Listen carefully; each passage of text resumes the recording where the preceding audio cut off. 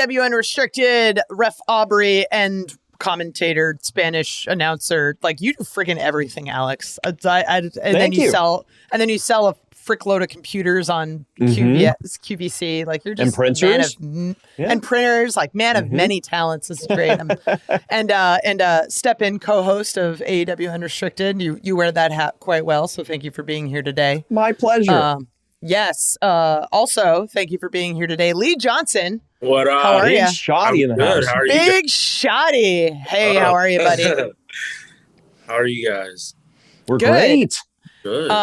So this is. Say that again. It's early for you, right?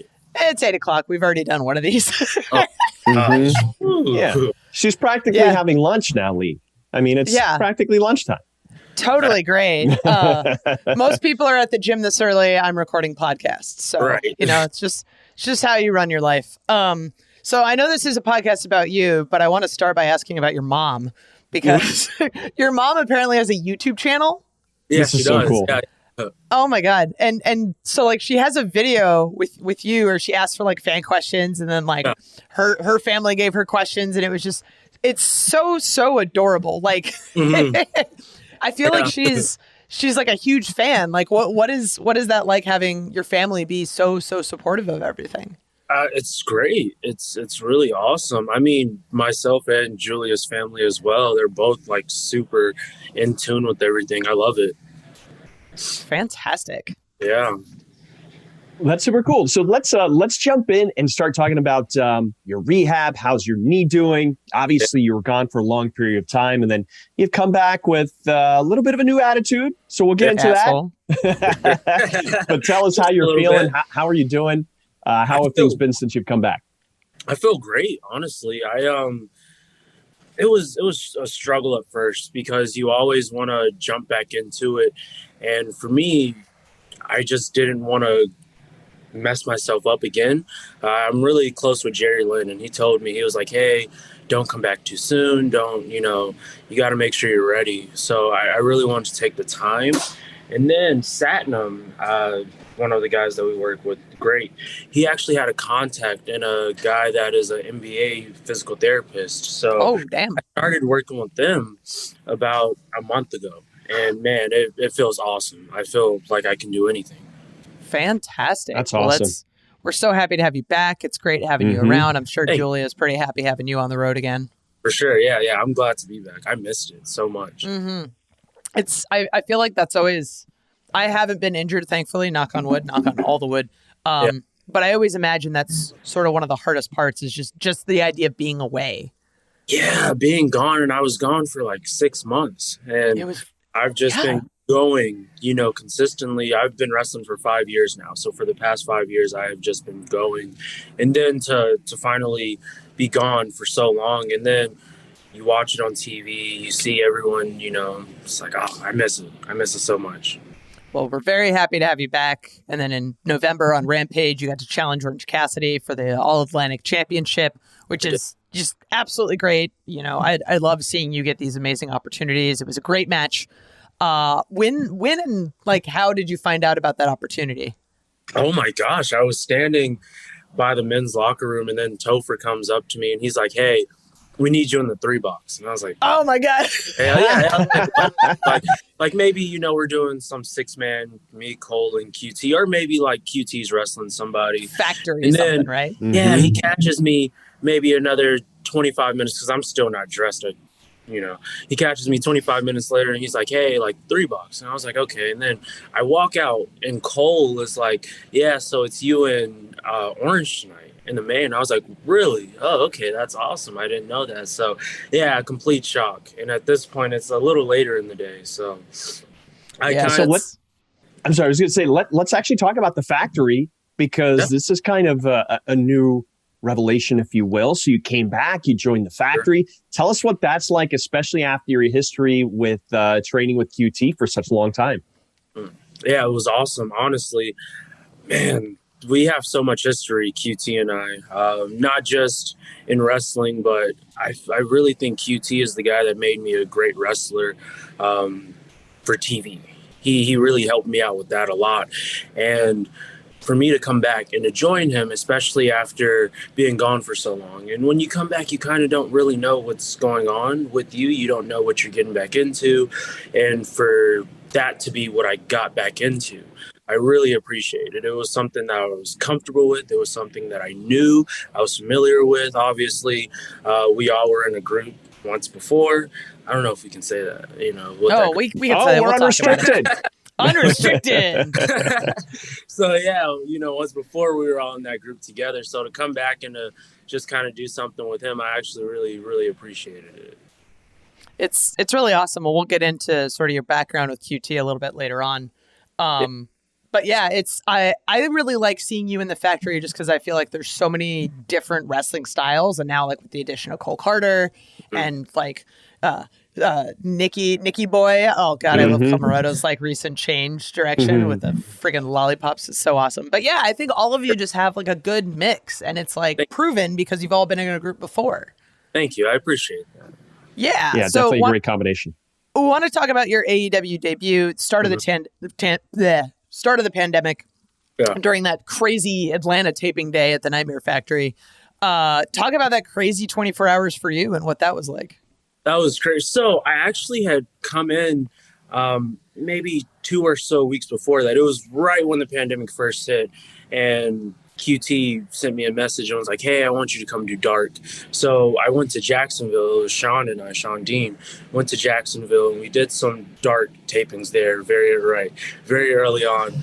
And then the Atlanta tapings, same thing. QT just sent me a message saying, hey, we're doing some tapings here. And at the time, I was working at a warehouse job, so I wasn't sure if they were going to let me, go or whatever, because this was an all-day thing.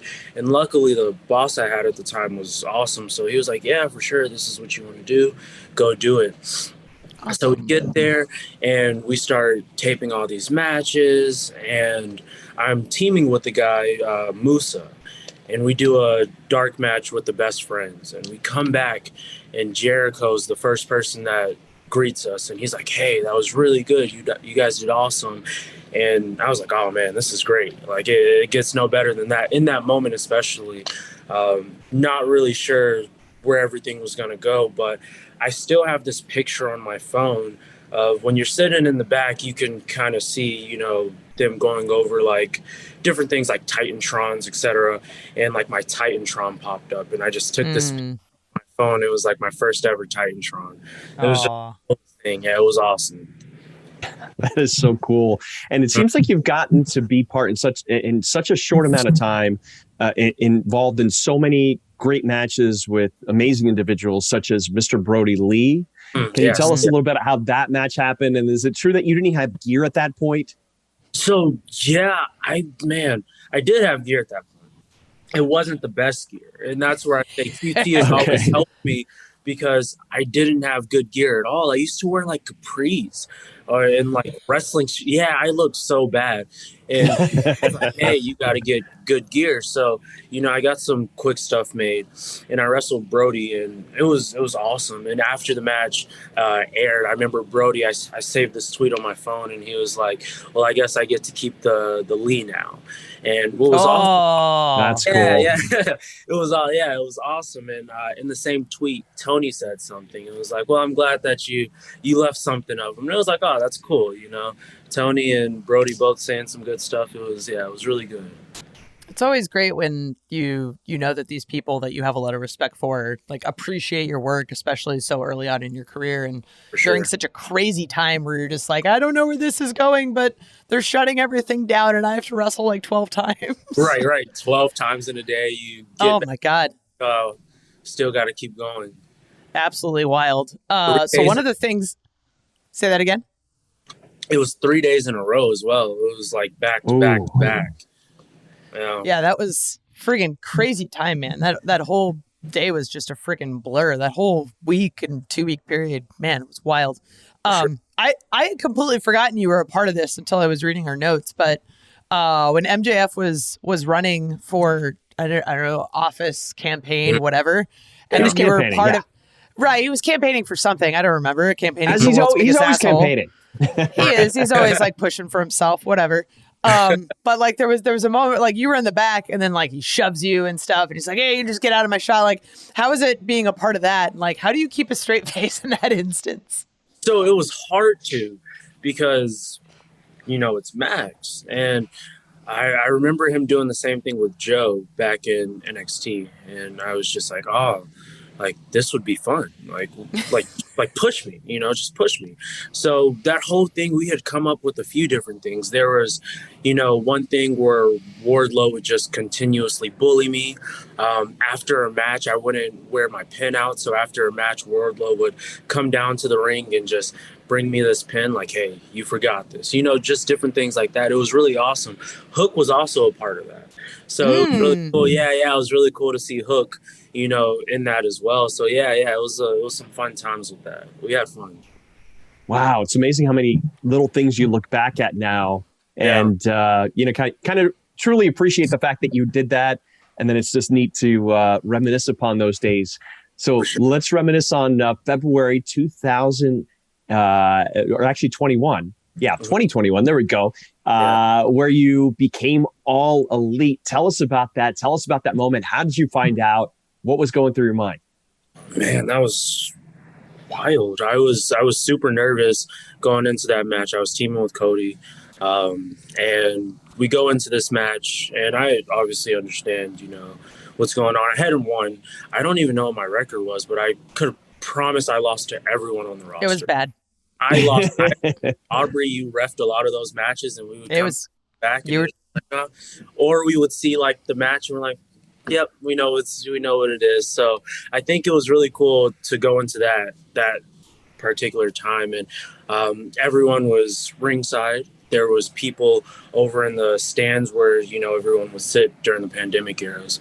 So it was really awesome to get that moment and to have everyone out there with me afterwards. Cody, Dustin, QT, Arn, et cetera, were out there. So for me to have that moment after going through so much is what it felt like for, at that time, had been a year, maybe. It was so awesome. I felt good. I felt like the man. Just one of those awesome things where you put in the time, you put in the energy, even though like the losses keep ticking up, like people recognize the work you're putting in, and being rewarded for that just always feels so, so great. We're talking to Lee Johnson here on AEW Unrestricted. Lots more coming up next.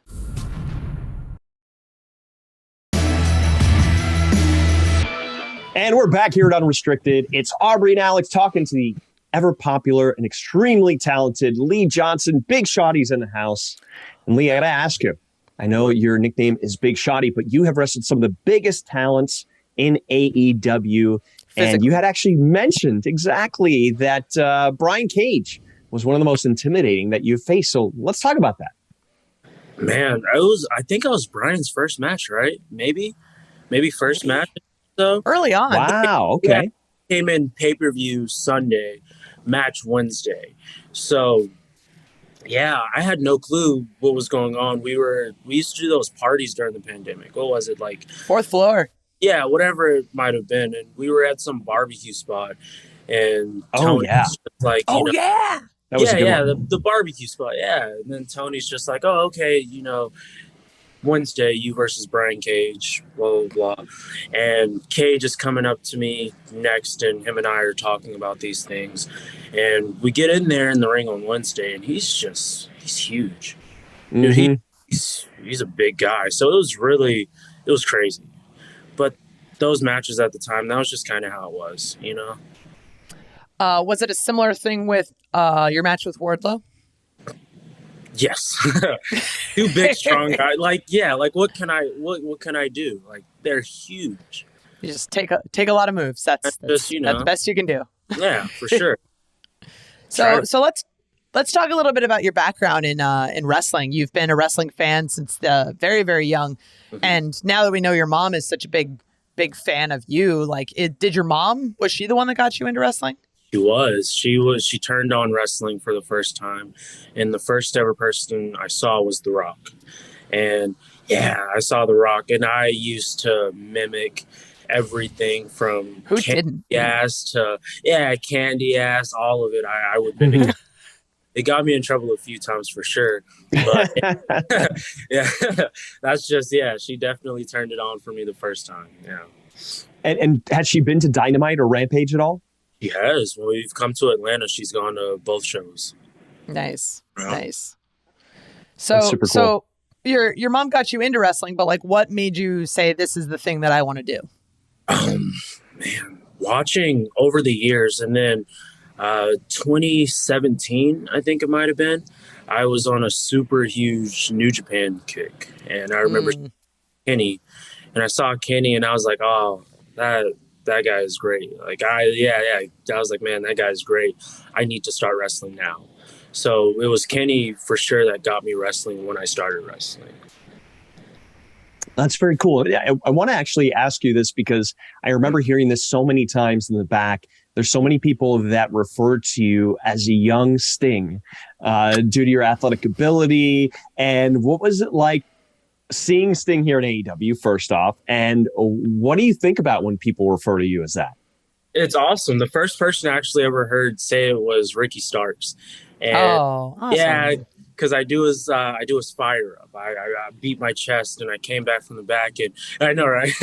And Ricky's like, man, you remind me of a young Sting. And I was like, really? Like, that's great.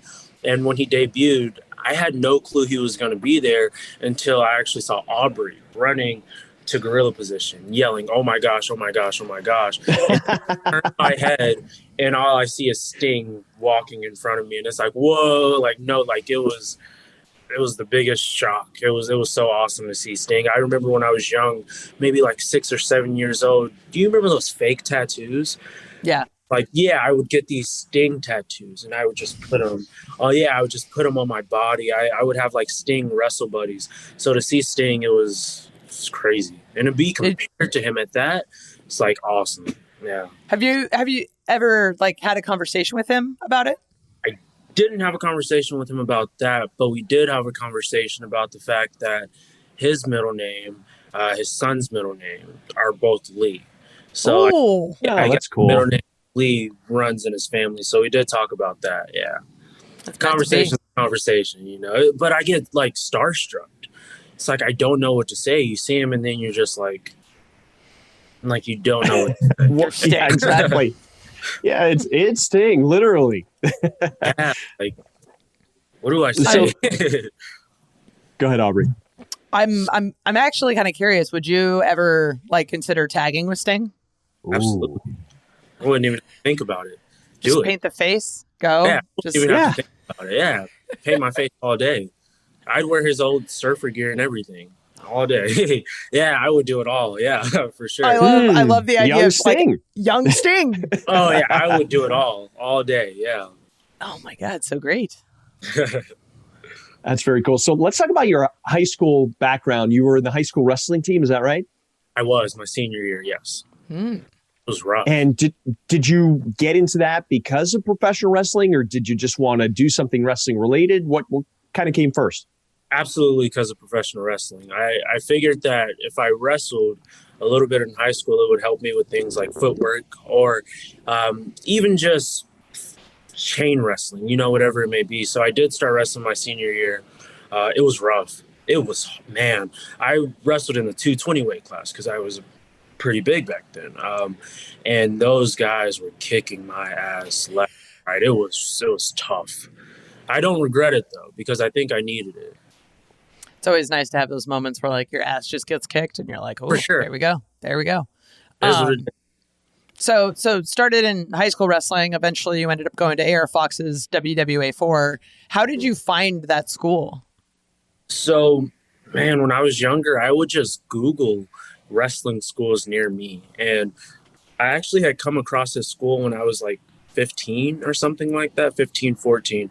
I Googled it. I put in an application and nothing. I mean, I was 15 years old. Yeah. So the moment that I graduated high school and I realized that I wanted to start wrestling, I did the same thing, except for this time I had a car, so I was able to just drive there and talk to him, and we got started literally that day. And how excited are you that AR Fox is now all elite? Man, I'm so happy for that guy. He deserves it. He's been so good for so long. And even back then, like I knew it, and I was just waiting for someone to pick him up.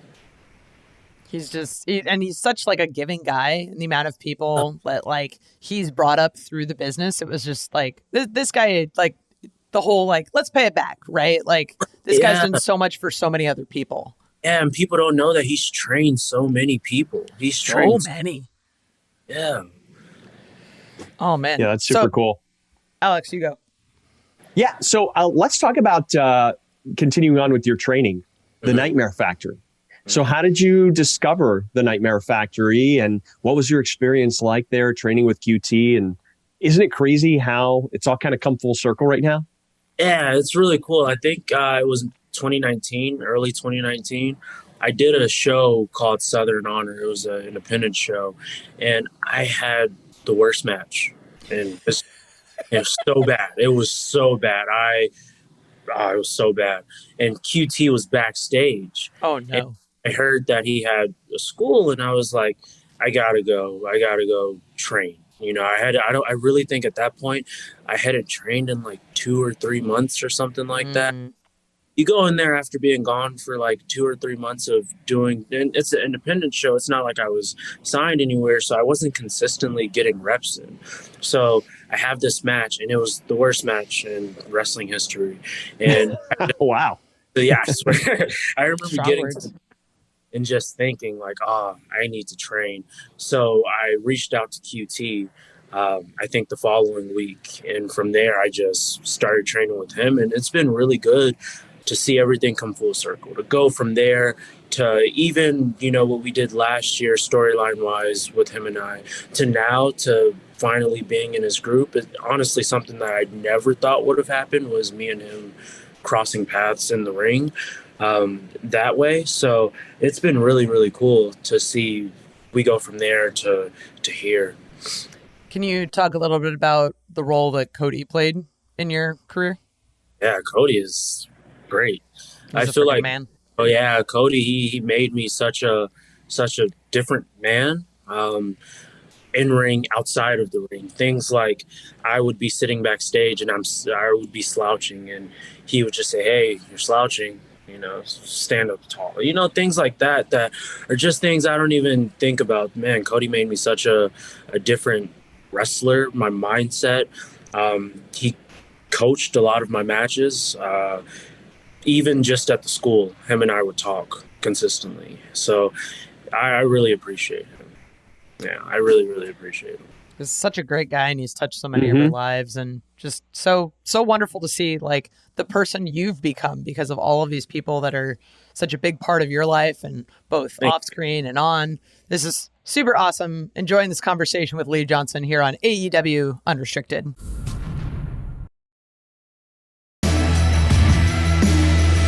This is Unrestricted, AEW Unrestricted, with Alex and Aubrey talking to wonderful and amazing Lee Johnson. Before we get into fan questions, I want to touch on how when we had Julia on the podcast, she just like casually dropped that you guys were engaged. Yeah.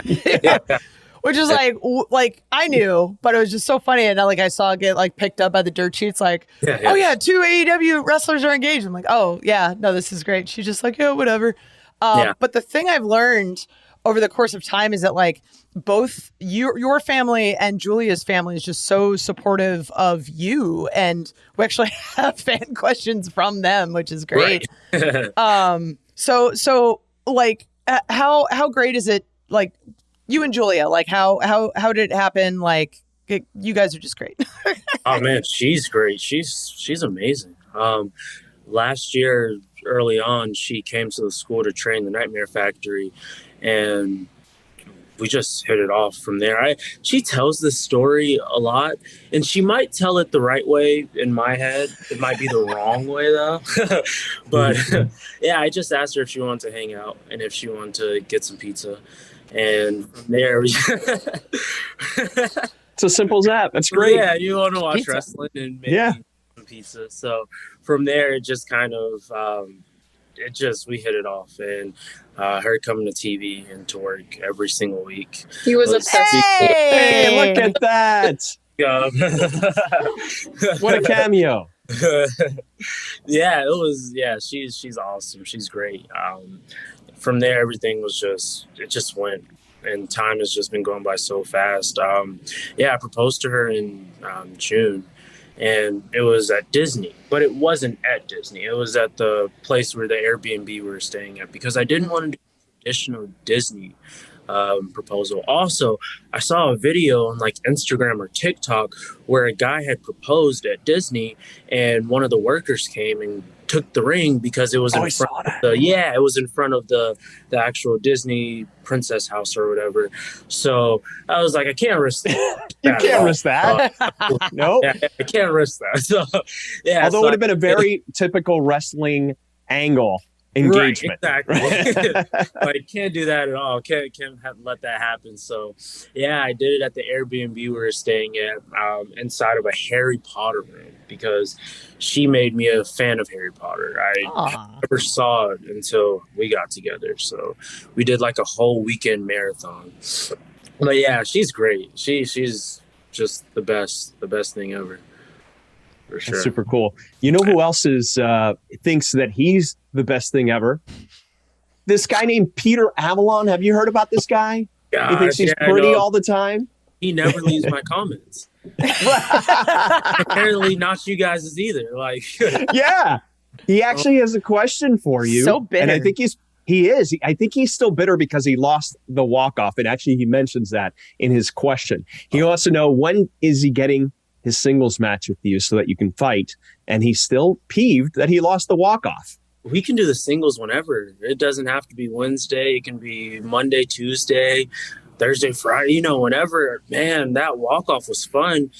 I kicked his ass. He did good, but he like tripped or something like that. Yeah, he did. He was a little clumsy. I would honestly wrestle him, and I would do another walk-off with him, because I would both again. I will give him props, though. His outfit was super duper nice. Really. Oh, yeah. Yeah. Though, obviously, but he's a wingman, for sure. I mean, there's a reason they call him Pretty Peter Avalon. Exactly. Pulls it off so well. We got a question on here. Funny, bringing it back to Julia. I know she attacked the factory recently. Has that caused a rift between you guys? Every now and then we might butt heads over it, or I might see her in the bed and get to the far opposite side, because got this in between us, Yeah, for sure. House of Black. Well, yeah, don't mess with them. I know that from experience. Oh, same. Actually, I know that from experience because Julia spit mist in Pac's face, and it got all over my white jacket. I don't know which part of that I'm more angry about. But speaking of Julia, Joni Hart, perhaps you might have known her or might know her. She wants to know what your favorite thing to do in Minnesota is. Have you guys ever been to Minnesota? Oh yeah. I mean, outside of the wrestling, no, but right, exactly. Yeah. There's this thing with Minnesota where, for some reason, only people in Minnesota want to be from there.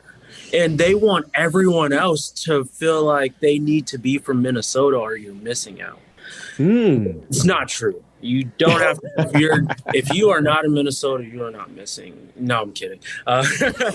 Actually, Careful what you say now. I know, right? There's a place called Pizza Luce, and it's delicious. They have baked potato pizza. Cool. So I think my favorite thing is to go and get that. Yeah, it's awesome. If you've never tried it, definitely get it.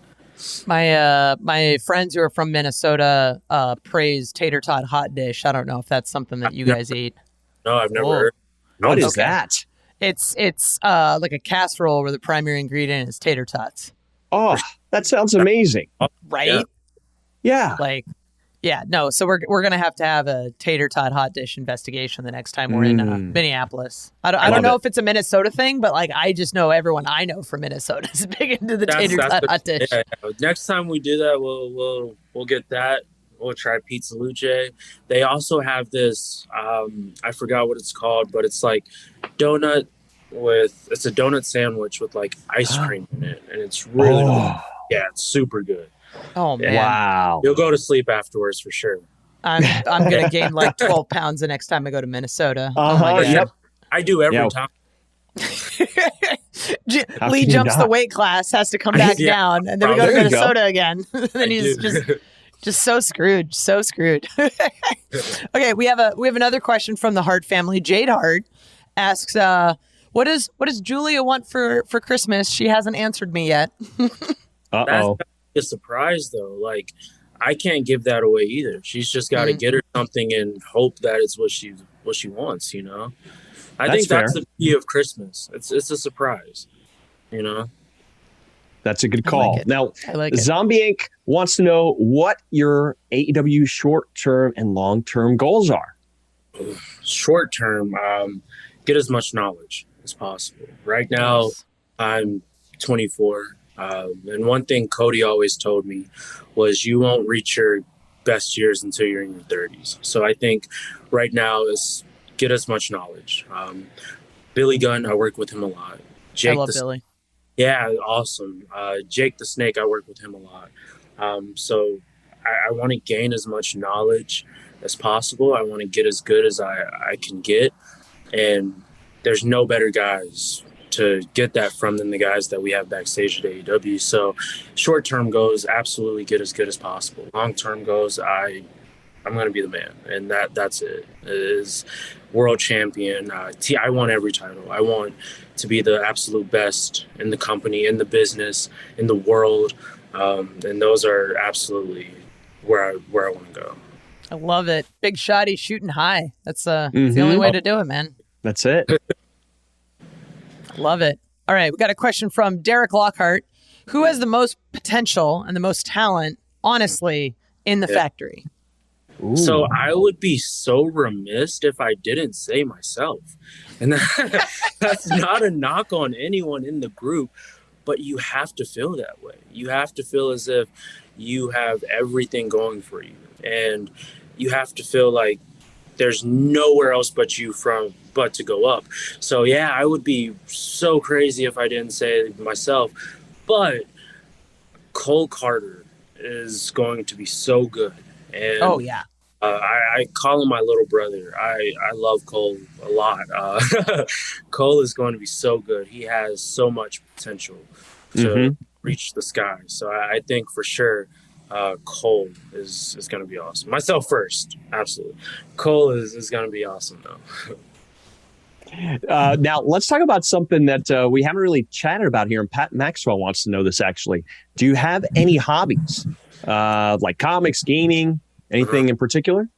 Yeah, so I love mixed martial arts, actually. When I got cleared to train, one of the first things I did was go and find a place in Atlanta to train at. So, yeah, I love I love watching. All of it, yeah, for sure. Mixed martial arts is right there for me, hobbies wise. I love it. I love it. Yeah. Actually, I wanted to ask a question because I'm surprised we haven't touched on this at all yet. You tagged with Brock Anderson for quite a bit. Yeah. For sure. And obviously with the Nightmare Factory, Arn being so influential and all those sort of things, like, what was your favorite part about tagging with Brock? I think having the knowledge of Arn and then also getting to see his son work. So it's right here. Like Arn and Brock, I would say Brock is like his mini-me. They are just alike. They look just alike, everything. So definitely having Arn there for us. I think having Arn alone is the coolest thing, to have him as manager. But then to see his son work, and his son Brock is a great guy, and Brock listens to everything that anyone tells him, which is great. He wants to do as good as possible every time. So I think for sure having Brock and Arn was spectacular. It was awesome, yeah. Do you ever see them joining the factory? Ooh. Maybe. Yeah, we know what Arn is capable of. So we know he's got that, aggression in him. So maybe. He's already pulling the Glock, man. So big shotty in the Glock. There it is. So true. A funny story about that, actually, because there was this meme going around where I was almost kind of straight-faced when it happened. I didn't give much reaction. I couldn't hear anything. So he does this Glock thing, and I wanted so bad. I popped when I watched it back. But in the moment, I couldn't hear anything that was going on. So I was like trying to focus so hard on listening. I was just like, I couldn't hear. So I wish I had heard in the moment, for sure. Such a fantastic moment. And this has just been such a fantastic conversation. Thank you for joining us, Lee. Thank you. Thank you guys for having me.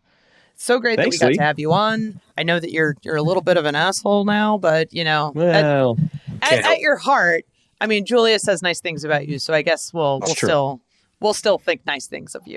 So you can follow Lee on Twitter and Instagram at Big Shotty Lee. You can listen and follow this podcast. New episodes every Thursday, Apple, Spotify, wherever you listen to your podcast. You can watch the YouTube version. See Lee's awesome Christmas tree in the background. Nice. New episodes every Monday. Just search AEW Unrestricted. Dynamite on TBS on Wednesdays, Rampage on TNT on Fridays. Then we've got Elevation Mondays on YouTube, Dark on Tuesdays. You can see this guy, you can see Alex, you can see me, you can see all of us here on AEW Unrestricted.